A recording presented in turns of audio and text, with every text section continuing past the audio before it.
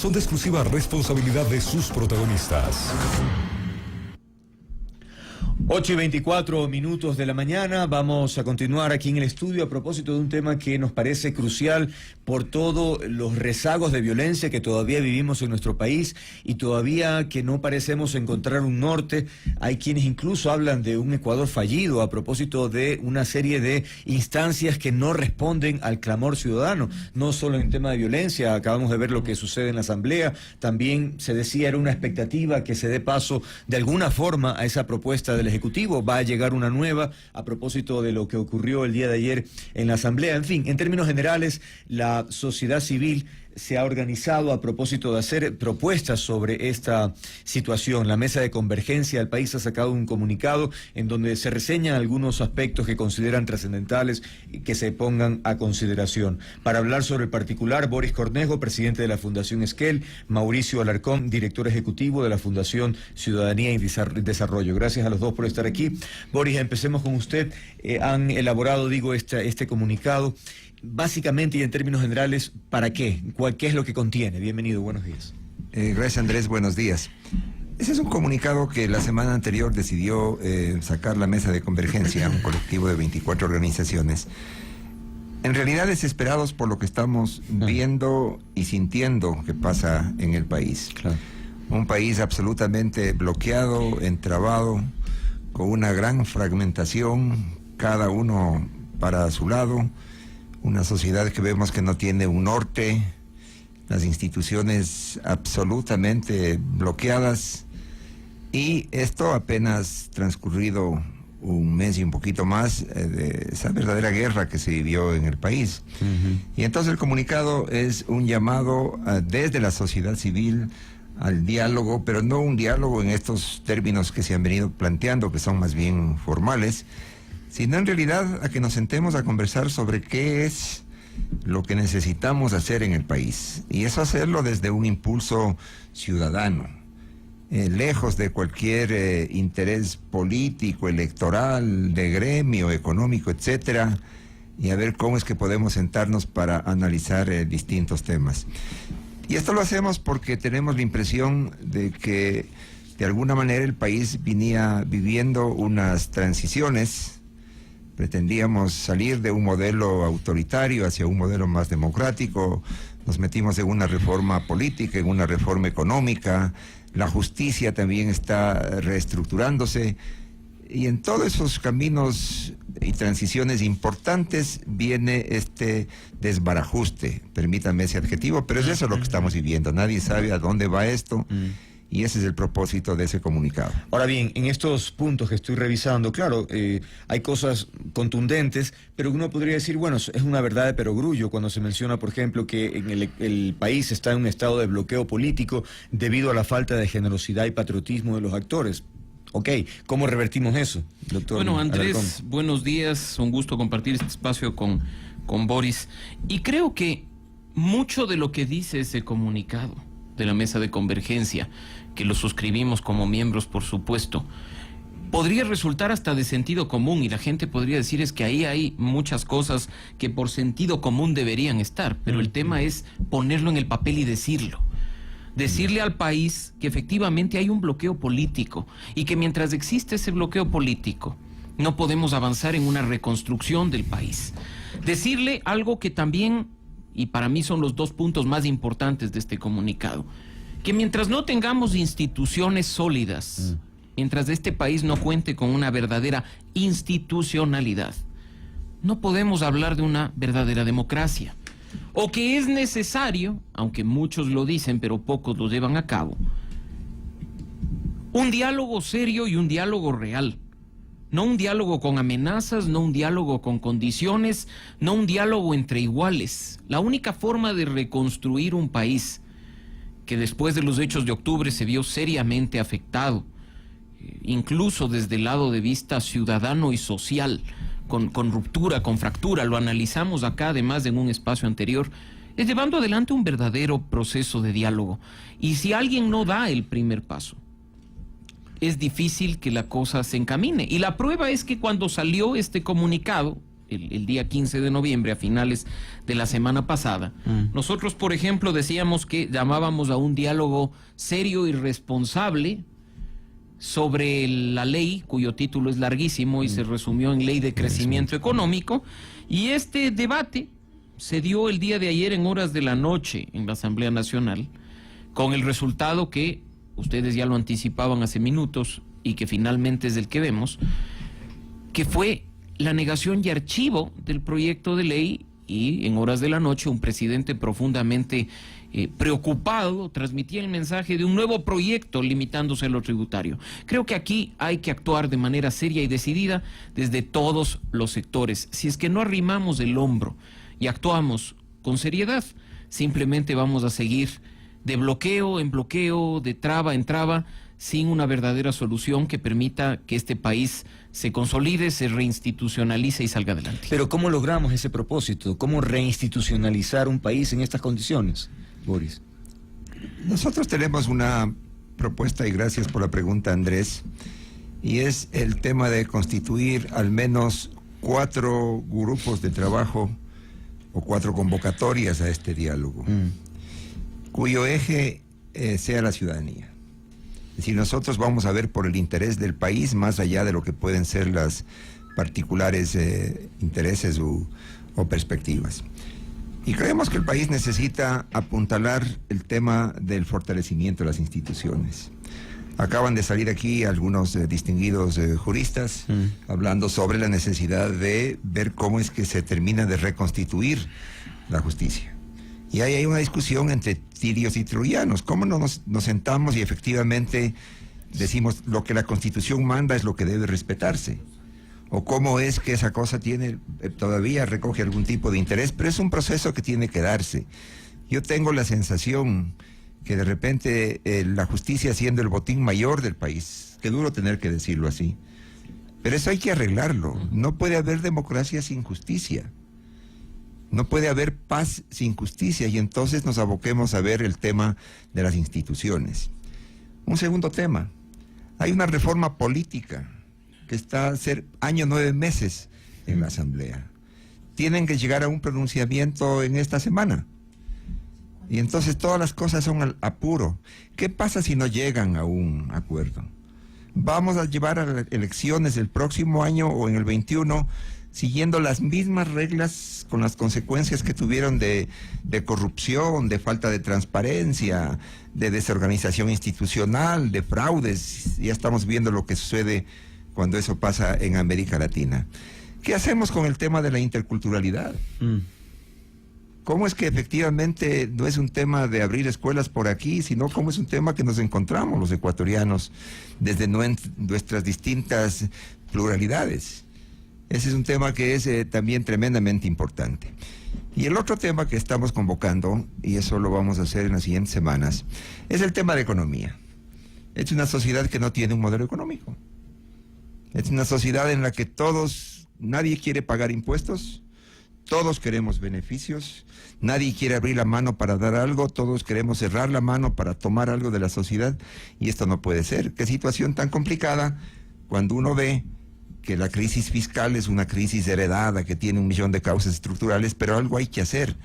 Entonces tengo esa sensación de que todos estamos mirando cómo se incendia el país y nadie hace nada. Y por eso es nuestra convocatoria a este tipo de foros. Ahora, y al hablar de diálogo, esa figura parece también deslegitimada, porque varios actores sociales dijeron, pero bueno, el gobierno sí nos ha convocado a varios diálogos nacionales, pero no ha incorporado lo que nosotros pedimos. Y en lo último, cuando después de las revueltas, también se provocó este diálogo, los actores sociales no ceden, y por lo tanto, ¿de qué sirve el diálogo? Bueno, es que no tenemos que disfrazar cualquier acción bajo el título de diálogo. Por eso es que, insisto, mucho de lo que esté en este comunicado a los ecuatorianos podría parecerles de sentido común, pero definitivamente es del menos común de los sentidos. Diálogo es lo que menos ha habido. Con todo lo rescatable de los distintos procesos que se han llevado a cabo por parte del gobierno nacional, o lo que sucedió a horas de detenidas las acciones de movilización y de protesta, y que además fue transmitido en señal nacional, eso no es diálogo, Andrés. O sea, hay que actuar de manera seria y responsable en la línea de lo que decía Boris. ¿Cómo puede uno utilizar herramientas de chantaje dentro de un diálogo? ¿Cómo puede uno en un diálogo entrar con amenazas? Hay que deponer actitudes. Estamos conscientes de que además la situación del país ha puesto con enorme sensibilidad a ciertos sectores de la población. Pero no podemos seguir así. No hay forma de reconstruir la democracia, no hay forma de reconstruir el Estado de Derecho si es que no damos pasos en firme en la línea de lo que hace poco decía Boris. Hay que sentarnos de manera seria a proponer, a pasar, como lo hemos dicho en otros espacios que desde Ciudadanía y Desarrollo también hemos propiciado, de la crítica a la propuesta. Está bien que haya espacios en los cuales yo critique, por ejemplo, que esta ley de crecimiento económico era un mamotreto, 400 y tantos artículos, reformando más de 20 cuerpos normativos, que incluso, a criterio de muchos, era inconstitucional tratarse como proyecto económico urgente. Pero si eso se hubiera previsto en una etapa de diálogo, probablemente ayer no hubiera habido bloqueo en la Asamblea Nacional. No hubiéramos perdido, Andrés, 30 días de trabajo legislativo y no estuviéramos, y rescato lo que dice Boris, con un cronómetro ya en los momentos finales para que la Asamblea Nacional vuelva a conocer un proyecto económico urgente, trate la proforma presupuestaria y la programación cuatrianual entre 2020 y 2023 y también tenga unas reformas al Código de la Democracia que están prácticamente en sus minutos finales. Después, ¿qué pasa? ¿Discusión al apuro? ¿Sin tener en cuenta a los sectores simplemente por sacar y cumplir? Así no se reinstitucionaliza. Y de nuevo, insisto, a propósito de, por ejemplo, el espacio que se tuvo hace un momento sobre el tema de la justicia, reinstitucionalizar no pasa únicamente por sentarse a emitir opiniones. Reinstitucionalizar es respetar el Estado de Derecho. Aunque la norma nos resulte incómoda, aunque no nos guste que la Corte Nacional se llame Corte Nacional, lo único cierto es que la norma está ahí, tenemos que respetarla. Y tenemos que, dentro de estos procesos de diálogo que se está proponiendo, partir del respeto a la poca institucionalidad que hay y reconstruir hacia adelante. Partir del respeto a la poca normativa que existe, válida, vigente, constitucional, y echar de ahí para adelante. Y de poner, por supuesto, como he dicho, actitudes como en más de un caso han sido llamados a la violencia incluso, porque eso no construye, no propone, no aporta a la estabilidad y a la paz del país. Boris, ¿cómo lograr que estas propuestas de la mesa de convergencia se aterricen de manera práctica? De manera práctica nosotros hemos convocado ya, vamos a llevar a cabo diálogo en 6 ciudades, sobre los 4 temas que mencioné hace un momento. Hemos formado alianza con universidades, con organizaciones de la sociedad civil, y la idea es sobre todo invitar a jóvenes. Yo creo que el país necesita refrescar sus liderazgos, necesita además oxigenar estos enfrentamientos que son históricos, que son deudas antiguas que se cobran entre los políticos, para ver cómo es que le miramos al país hacia adelante. Yo creo que por doloroso que fue lo que sucedió en octubre en el país, creo que tenemos que sacar ventaja de eso, porque lo que nos están diciendo con violencia, con cosas absolutamente antidemocráticas, con enfrentamientos de terror, con el miedo metido dentro de nuestras vidas, es la señal que nos dicen, miren, hay que hacer algo, porque esta cosa no se va a resolver por sí solo. Ok, ¿y después del diálogo qué? Es decir, vamos a hacer propuestas. Esas propuestas, el próximo año es un año de elecciones. Sentemos a la clase política. No puede ser posible que vayamos a los votos, a las urnas, votemos por ellos y después les encarguemos el país para que hagan lo que ellos a buena cuenta quieren. El país tiene varios temas pendientes que hay que concluirlos. No puede ser posible, por la crisis económica que se avecina o por la guerra de octubre, dejemos de pasar de lado los temas de la justicia, los temas de la fiscalía, los temas del arroz verde, de los sobornos, de la corrupción. Todo eso tiene que llegar a algún punto, a algún puerto, porque de lo contrario todos estamos apostando contra la democracia. Apostarla contra la democracia es decir, no queremos instituciones, queremos la ley del más fuerte, y eso es la barbarie. Yo tengo miedo de que no tengamos capacidad los ecuatorianos de sentarnos, especialmente con los jóvenes ecuatorianos, jóvenes blancos, mestizos de los pueblos y nacionalidades, las mujeres, todos, para ver cómo es que tratamos. Es un país sin una hoja de ruta.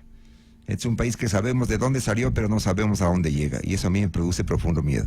¿Y entonces es exagerado o no hablar sobre un Ecuador como Estado fallido, doctor? No, yo creo que sí es de exagerado. En América Latina tenemos ejemplos de lo que puede ser un Estado fallido. Podemos regresar a ver al Caribe y ver lo que ocurre en Haití, por ejemplo, donde los golpes de Estado están a la orden del día, donde quienes mandan son las fuerzas públicas y no los órganos de representación de los ciudadanos.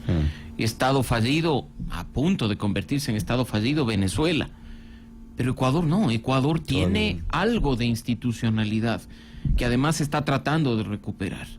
Ecuador tiene además espacios de propuesta como el que estamos planteando, que hace que efectivamente este no sea un Estado fallido, pero no hay que retar a que el país se convierta en uno de esos estados. Yo creo que hay que proponer, yo creo que hay que construir, y en esa línea es a donde vamos. Tenemos que además trabajar en la línea de lo que ya se decía, pensando que ya no es momento de únicamente activar democracia representativa, de limitarnos cada 4 años a ir a depositar un voto y además decir, uy, hubo fraude, no hubo fraude y esto es lo que hay que hacer. Y tenemos que, tanto que lo defendimos durante la última década, reconstituir esa democracia participativa en la que día a día los ciudadanos arriman el hombro, trabajan, están pendientes, vigilan lo que está sucediendo en el sector público. No nos olvidemos que el ciudadano es el primer fiscalizador. El ciudadano es quien tiene en la Constitución garantizado derecho a la participación ciudadana y al control social. Si no se siente representado por la Asamblea, pues actívese como ciudadano, haga control social. Ese es el espacio que hay que hacer. Y en esa línea, por ejemplo, con Fundación Esquel y algunas otras organizaciones, incluso se está trabajando, y ustedes lo conocen, para establecer acá el nuevo modelo de gestión de gobierno abierto. Un espacio en el que se co-crea, no se impone. Un espacio en el que se dialoga, se critica, pero se plantea soluciones. Y el momento de constituir o construir esa solución también se lo hace de manera conjunta. En otros países ha funcionado. ¿Por qué en Ecuador no va a funcionar? Estamos dando los primeros pasos en firme dentro de un plan de acción de gobierno abierto que forma parte de estas acciones tendientes a reinstitucionalizar y plantear propuestas serias de acciones concretas en beneficio del país. Muy brevemente, el tiempo concluido, Boris. ¿Para cuándo el próximo año tendríamos ya, no sé, algún documento, digamos, algún trabajo? La metodología va a estar lista hacia mediados de diciembre, o sea, estamos corriendo porque son temas urgentes. La metodología básicamente es: las ciudades están definidas, los temas están definidos, estamos construyendo las alianzas y vamos a identificar esos grupos de gente para conversar. Es un espacio abierto pensando en el país. Es un espacio no para cobrarnos deudas del pasado, sino para construir democracia. Yo quiero terminar, Andrés, y muchas gracias. Creo que es el tiempo de que la ciudadanía otra vez se haga cargo de lo que le corresponde. Somos los mandantes. No podemos estar ahora viendo alianzas contra el país en lugar de alianzas a favor del país, y eso es una preocupación general. Muchas gracias a Boris Cornejo, Mauricio Alarcón.